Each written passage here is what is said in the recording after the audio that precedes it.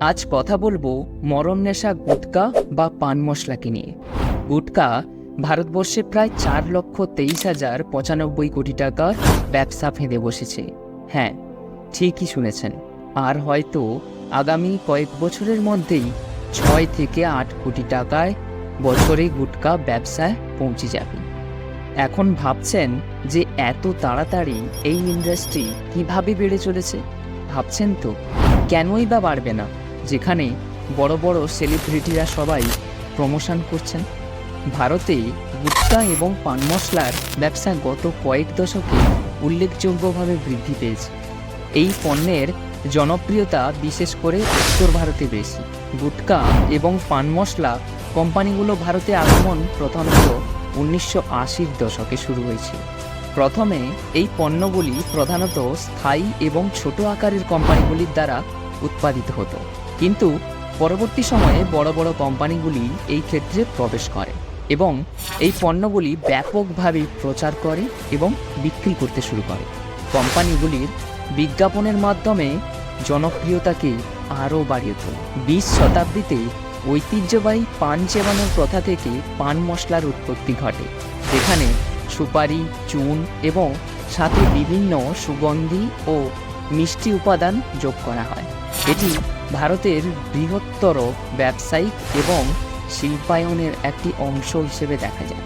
এই গুটকা এবং পান মশলা চেবানোতে আমাদের শরীরে কী কী ক্ষতি হতে পারে তা কি তোমরা জানো? গুটকা এবং পান মশলা তামাকজাত পণ্য হওয়ায় এটি স্বাস্থ্যের জন্য অত্যন্ত ক্ষতিকারক।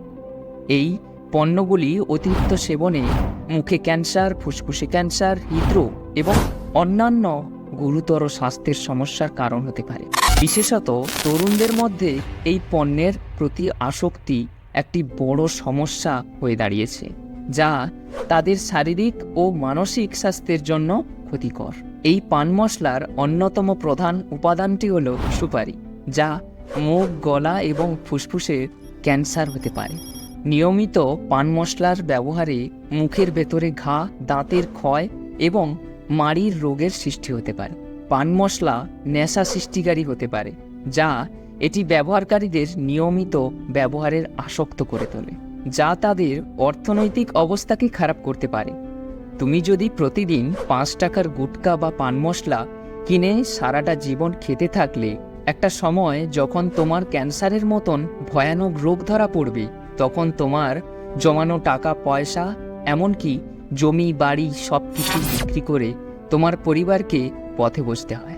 ভারতে পান মশলা ব্যবহার সম্পর্কে সচেতনতা বৃদ্ধি এবং এটির ক্ষতিকারক প্রভাব সম্পর্কে জনগণকে সচেতন করা জরুরি। সরকারি এবং বেসরকারি সংস্থাগুলি এই প্রচেষ্টায় কাজ করে যাচ্ছে, কিন্তু আরও অনেক কিছু করার প্রয়োজন রয়েছে। সরকার এবং বিভিন্ন সামাজিক সংস্থার প্রচেষ্টায় গুটকা এবং পান মশলার বিরুদ্ধে অনেক পদক্ষেপ নেওয়া হয়েছে, কিন্তু এখনও এর ব্যাপক প্রভাব রয়েছে, যা সমাজের জন্য গুরুত্বপূর্ণ স্বাস্থ্য সমস্যা। তবে এটা সত্যি যে তুমি বা আমি চাইলে গুটকা বা পান মশলা আমাদের দেশ থেকে উঠাতে পারবো না, কারণ এইসব বড় বড় কোম্পানিগুলিতে অনেক বড় বড় বাবুদের হাত রয়েছে, যা আমরা কেউ চাইলেই এই কোম্পানিগুলির কিছুই করতে পারবো না।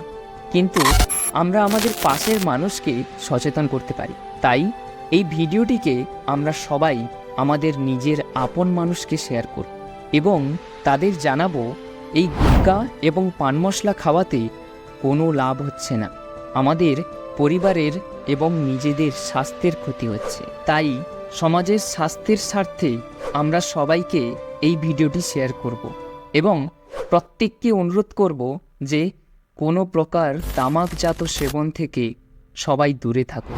আজ এই ভিডিওটি এই পর্যন্ত। আমি আবার কোনো না কোনো ভিডিও নিয়ে হাজির হব আপনাদের সামনে। তাই ততক্ষণ সমাজের সমস্ত মানুষকে নিয়ে সুস্বাস্থ্যকর সমাজ গড়ে তোলার লক্ষ্যে আমরা প্রতিজ্ঞা নিই।